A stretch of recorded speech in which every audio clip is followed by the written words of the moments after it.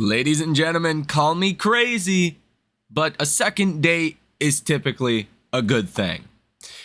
Now, China and the US, they talked pretty much all day yesterday. They took a break for lunch, they took a break for dinner. Like, this was a all-day affair, okay, in Switzerland. Today, they're back at it 7 hours ago, like early in the morning, okay? And it's still ongoing. There's a couple different, I guess, speculational rumors that are coming out. I will share that with you. But call me crazy. I think we could actually get a China trade deal done tonight. Now, I don't know if it'll be announced tonight. I mean, it's Sunday and Trump said to buy stocks on Friday. Maybe, again, this was part of the plan to pump markets on Sunday. We will see if we do get those headlines tonight. But I will give you my take on this, okay? And I know I'm kind of delusionally bullish. It could be a problem. I get it. But I'm actually pretty optimistic for markets here. Now, in this video, we will also discuss the economic data coming out this week because there's going to be a bunch of it, okay? Retail sales, obviously critically important when everyone thinks the economy is slowing down or will slow down. We have CPI. You have some real estate data, Michigan consumer sentiment coming out. I will give you all of the estimates that Wall Street currently has for these data sets, when they are, and how impactful they will be for markets. We also have earnings. So ladies and gentlemen, buckle up and let's get started. But first things first, you have to understand is I am unapologetically opinionated, okay? If you come to this channel, you come for a raw opinion. I don't follow the crowd. I think outside the box, okay? I don't care if I'm right or wrong. I believe in what I say, and I put my money where my mouth is, okay? That's important. So don't agree with me. Question everything I say, okay? Because a lot of the times what I tell you is so contrary to Wall Street's beliefs. Like I said in the last video, if you're thinking of a bell curve here, okay, straight line, in the middle is average expectations or the base case. Most of Wall Street's base case right now is for earnings to get worse this year, for tariff rates to be somewhere in the neighborhood of 30% across the board, for a 65% chance of a recession, not really pricing in any positives from lower taxes or deregulation, for ongoing issues with China trade, for higher inflation, overall the economy to weaken. Well, in kind of my base case, if we get a deal with China, you could actually see a good economy this year. You may not see that weakening of the economy 3 months from now. You may actually see deregulation and lower taxes lead to a booming in the economy. Not to mention, if these trade deals really do open up, let's say the Chinese market, the UK market, Indian market, Japan market, so on and so forth, you could actually be surprised to the upside this year. You could actually see the markets rally 20% from here in the next 6 months. You could see an aggressive rally to the upside, okay? Now, I don't know if I would call that the base case, but somewhere leaning in that direction is where I am at this point. The fact of the matter is, there's 7 million job openings. Companies do not want to be quick to fire people unless they have to, okay? And tariffs, if they stay super high, which they're only high right now on China because everywhere else is basically paused, then, they don't need to fire people unless the tariffs force them to. And unless people start to lose their jobs, they're not going to stop spending. I don't know, where who Wall Street knows, who these fund managers talk to. But if you know average Wall Street people or average Main Street folks, just average people, they spend money. Okay, they would rather spend money and go on that vacation than save, invest, and then do things maybe how we might do it. Okay, people spend all of their money. Okay, that is what it is. As long as they have a job, they will continue to spend, and if they continue to spend, it's very hard to see the base case of markets right now. So I do think that's important to get out there first things first, that the faster we get to a China trade deal, the more likely my base case starts to evolve. The more likely we could actually see a 20% rally over the next 6 months. Okay, and that would roughly put the S&P at about 700. Okay, like nobody is expecting that. And usually the most exogenous outcomes on the spectrum of outcomes is usually what happens, okay? Like the last couple of years. Nobody expected the bull market to be as strong as it was. Fine. Even if you did, great.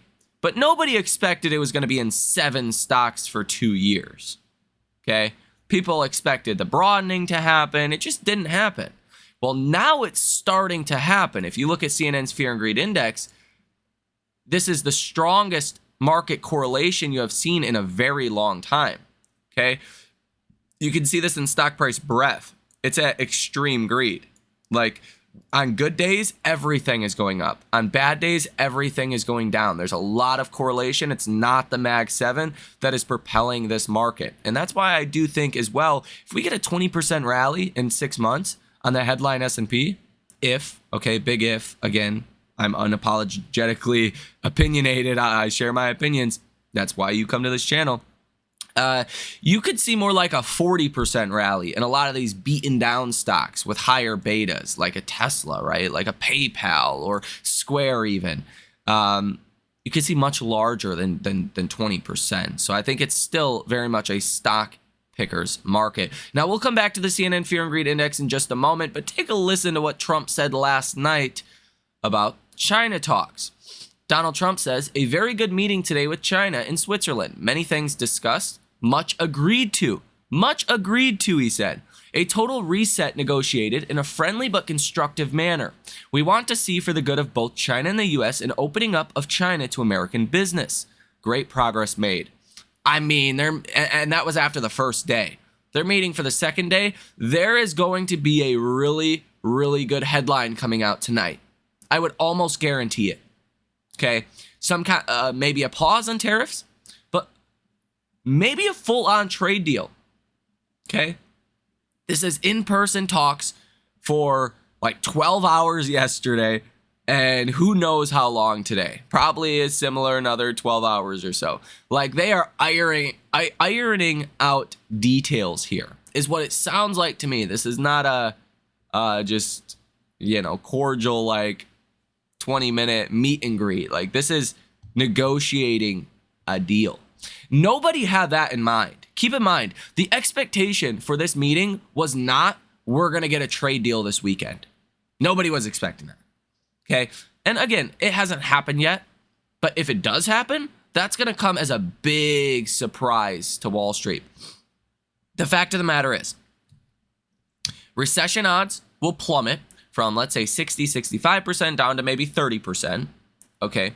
You will see inflation expectations come down a lot for this year, and the Fed will be able to cut rates more than expected this year as they get clarity on China, because that's what really matters. Like when the Fed talks about uncertainty from inflation, blah, blah, blah, they're really talking about China. Like the Fed's not going to tell you that, but that's what they're actually talking about. Those 3 things are universally massively positive for markets. But then we can start to focus on other things like deregulation, lower corporate taxes, continued investments in AI, okay? The progress on innovation, okay? And get back to more of a business as usual kind of landscape. It will also give us more certainty. There's other side effects, if you will, from a China trade deal, all of which are positive. There is not a single negative, okay? And again, markets move based on expectations. and expectations not happening. And what I mean by that is if everyone has a base case of, as I just mentioned previously, like economy's going to slow down this year, earnings are going to come in lower than expected, better chance than not of a recession this year. Well, if we get a very strong economy, that's what's going to move the markets higher. If we have all of these positive things happen, that's what's going to move markets higher from here. Okay. If you meet the base case expectation, like it's already priced in, people already know about it. Okay. What moves markets is what is not known. What is a surprise. Like if we were to have a severe recession, that's not priced in. Okay. Markets would fall a lot as an example. So, coming tomorrow morning, I'm sure this is going to be taken as a big positive, although we need to see the headlines that come out tonight from Trump and whether or not we do get a trade deal or some kind of pause. Now, I do want to tell you, though, the New York Post last night said this. U.S. weighs plan to slash China tariffs to as low as 50%, down from 145% as soon as next week, so as soon as Monday. This is not going to happen, okay? Or let's hope this does not happen. 50% would cause markets to fall. Like, that's not good. That's not a good trade deal, okay? And I don't think China would settle for that. I don't think they're having 12-hour negotiations, like 2 days in a row, with 50% tariffs being the number considered. I think it's more like we're going to get an additional 10%, okay, plus the 10% that's on right now, and maybe the fentanyl tariffs, okay, which would be 40%, or maybe just the fentanyl tariffs, which is 20%, and the current 10% stays on. That's 30%, but China agrees to this, that, and the next, okay, like opening up their markets, okay. That's more likely to me. 50% would be a lot better than 145%, but 50% as a, let's call it more of a final number, is bad. It's still effectively like a trade embargo against China. It would still have, elevated recession concerns. Like none of the positives would come out of this. You'd still have recession concerns. You'd still have inflation concerns. I mean, the Fed wouldn't be able to cut rates in that scenario. 50% is not a good number, okay? 30% is a good number. 20%, really good number. That's what we could hope for, okay? And, maybe it's like the UK. Maybe it's 10%, or maybe I think the lowest logically is 30% because the baseline 10%, 20% for fentanyl. But I think there's going to be optionality for China to crack down on the fentanyl. So maybe they get stuck with the 10% baseline. And then maybe we pause all tariffs, even the fentanyl tariffs, if China decides to really crack down on the fentanyl, right?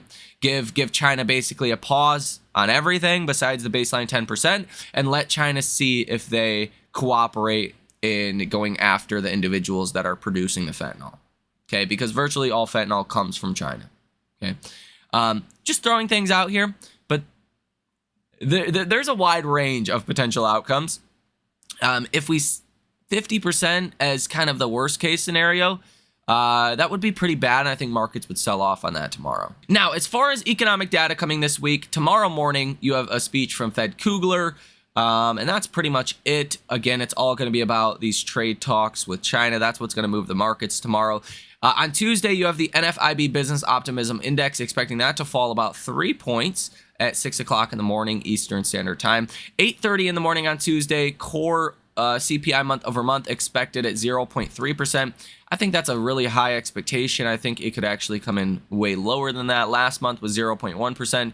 Core year over year is expected at 2.8%, essentially unchanged. Headline inflation month over month expected at 0.3%, and year over year expected at 2.4%.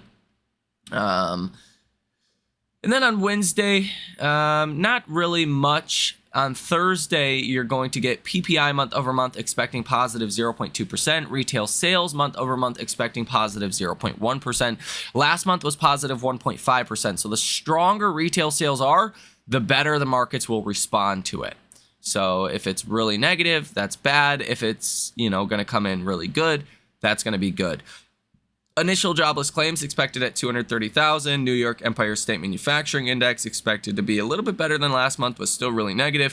Philadelphia Fed Manufacturing Index last month came in really bad at negative 26.4. You're expecting negative 8.5. So a little bit of an improvement there as well. A lot of secondary data that comes out as well. Business inventories, NAHB Housing Market Index, couple other things as well on Thursday. And then Friday, building permits for April, housing starts for April, and Michigan consumer sentiment. You're expecting 5-year inflation expectations to move up from 4.4% to 4.5%. Again, this is a very political survey, but Wall Street has been paying attention to it. 1-year inflation expectations are expected to rise from 6.5% to 6.6%. Current conditions expected to weaken a little bit. Consumer expectations expected to weaken a little bit. And the headline number overall expected to weaken just a little bit. So quite a bit as far as economic data this week. As far as earnings, tomorrow morning, Monday.com, Fox, and Chegg in pre-market. Monday and after hours, Rigetti, Plug, Archer, Hertz, Blink, and Petrobras. Tuesday pre-market, JD.com, C, CyberArk, Honda, Under Armour. Tuesday and after hours, Carmen, New, Oklo, some others. Wednesday in pre-market, Sony. Wednesday and after hours, Cisco, Iris Energy, CoreWeave, which just IPO'd not too long ago. Luminar and Jack in the Box. Thursday pre-market, Alibaba, Walmart, John Deere. And then Thursday and after hours, you have Applied Materials, Kava, Take-Two, Galactic, and some others. The big earnings this week, though, Walmart. What does Walmart say about inflation? What do they say about the consumer? Are consumers slowing down? That's going to be one of the biggest catalysts this week, and that is going to be Thursday in pre-market. Even back to like the great financial crisis, like in Q1 essentially, in Q2 of 2007. Walmart was one of the first companies to report of an issue with the consumer, that they were really slowing down. They pulled guidance, like they did not sound good. The S&P actually fell 3% that day. Okay. It took a little while, but it did end up a crisis, right? This was 07, 08. Walmart was, warning about this. And it did turn out to be a bigger problem. So essentially, if Walmart has good things to say about the consumer, I don't think we have much to worry about. If Walmart has bad things to say about the consumer, look out. That is a big red flag. Now, in your Tesla stock news, Elon Musk posts a video saying that the Tesla Cybercab will redefine the future of autonomy. Elon Musk says that Tesla Optimus bots walking the streets will become a normal thing in the years to come. Construction has begun on a $700 million worth of Tesla Megapack battery energy storage systems in Georgia, United States. It will be 765 megawatts across 4 different sites. Hyundai is reportedly postponing the full-scale launch of its $730 million gigacasting production facility at its Ulsan plant in South Korea to 2028 from 2026 due to low EV demand and tariffs. Tesla is at a Barcelona's car show with the Cybertruck and new Model 3, Model Y, and others. Now, as you guys know, option activity was quite strong on Friday. You had 200 different trades with a positive order value of 73%. $200 million worth, so definitely was a strong day. You did have a lot of short seller activity, though, 783,000 shares that were sold short, and Tesla weirdly outperformed. It was like there's news that someone knew about, but we didn't quite know about it. Does that make sense? Like, Tesla massively outperformed for seemingly no reason. It closed above its 200-day moving average as well, which is something that hasn't happened in months. Hasn't happened since March. We haven't been above our 200-day moving average. And you've got rejected there 8 or 9 times, and we finally broke above. Okay. And I think with the negotiations, with the progress we're seeing on China over this weekend, that should be a positive heading into tomorrow. But it really depends on what is said. Like, if we get a pause on China tariffs, great. if we get a 50% tariff rate, I don't think that's going to be seen as good. If we get like a 20 or 30%, I think that is seen as really positive. Although, damage would be done at that point, it's a lot better than where we are today. Even 50% is a lot better than where we are today. So it wouldn't surprise me if markets initially rally off of that, but then kind of faded off throughout the day, because 50%, you still really can't do business in China. And again, if Trump's trying to get China to open their markets to the U.S., and the U.S. is effectively shutting China out of our market, that doesn't seem like a deal that China would accept to. I think, let's be honest, if Besson said, hey, China, we're looking at a 50% tariff on you guys, China probably would have left the meeting. Like, y'all are not serious on actually negotiating here. So I don't know where exactly that rumor came from, or the quote unquote sources there, but that doesn't seem accurate to me. But hey, let me know what you guys think down below in the comment section. I do think Tesla would be one of the biggest winners if we do get a trade deal announced with China coming tonight, or even some kind of pause or further good news. I think that could set Tesla up to rally into the mid 300s. Again, even over the next 6 months, if we get a 20% rally in the S&P, as I think is possible, that would really mean Tesla could be like a $500-$600 stock. Okay. Especially with the catalyst that we have upcoming. So let me know what you guys think about this down below in the comments section. Ladies and gentlemen, have a fantastic rest of your day, and I will see you in the next one.